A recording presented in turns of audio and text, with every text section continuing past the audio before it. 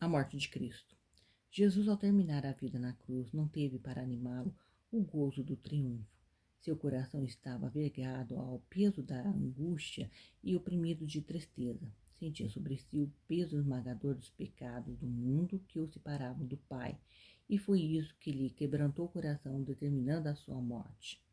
Cristo experimentou aquela angústia que hão de experimentar os pecadores quando um dia tiverem toda a consciência da sua culpabilidade e reconhecerem estar para sempre privados do gozo e da paz dos céus. Os anjos contemplavam, pasmo, a terrível agonia do Salvador. Tão intenso era o sofrimento do espírito que fazia desprezar as dores da cruz.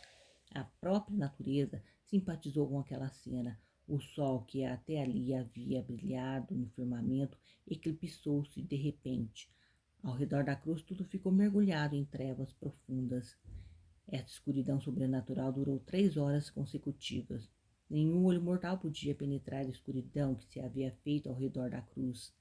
Um terror indizível apoderou-se de todos os espectadores. As imprecações e as zombarias cessaram subitamente.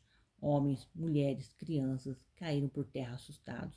De quando em quando, fulvos raios rasgavam as nuvens, iluminando a cruz e o Salvador crucificado.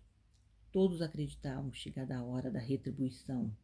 À hora nona, o negrume dissipou-se sobre o povo, continuando, porém, a envolver a cruz com uma mortalha, enquanto flamejantes raios pareciam ser despedidos contra ela. Exalou-se então do peito de Cristo o aflitivo grito: Deus meu, por que me desamparaste?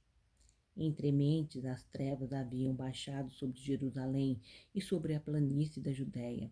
Volvendo os olhos para a cidade, todos podiam ver agora que os raios da ira de Deus eram despedidos contra ela.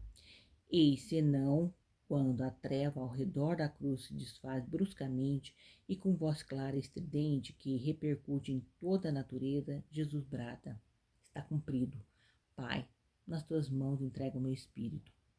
Uma luz inundou a cruz e o rosto do Salvador tornou-se resplandecente como o sol. Depois, inclinando a cabeça, expirou. A multidão ao redor da cruz ficou imóvel, olhando boquiaberta e sem respiro para ela. De novo as trevas baixaram sobre a terra e um surdo estampido, semelhante a de um forte trovão, ecoou no espaço, sendo acompanhada de violento terremoto. Em consequência do tremor produzido, os homens caíram embaralhados por terra. Seguiu-se a mais horrenda confusão. Nas montanhas adjacentes fenderam-se os penhascos, sendo precipitado com estrondo no abismo. Ao mesmo tempo abriam-se muitas sepulturas e eram lançados fora os seus mortos. Parecia como se toda a criação devera fazer esse pedaço. Sacerdotes, principais soldados quedavam-se mudos de terror, jazendo muito prostrado no chão.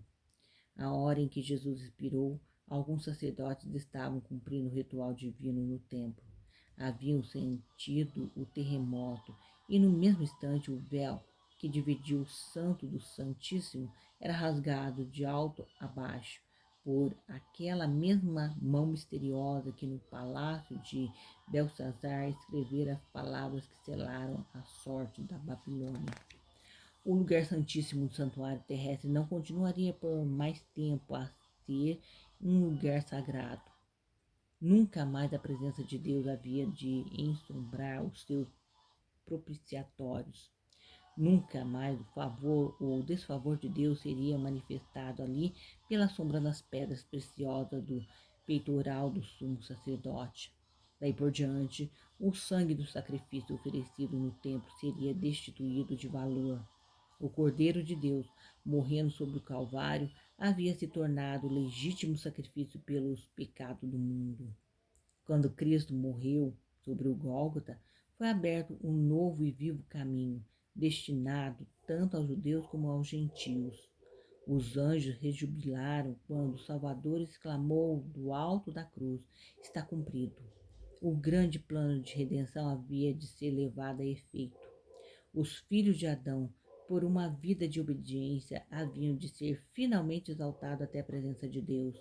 Satanás estava derrotado e o seu reino ameaçado de próxima dissolução.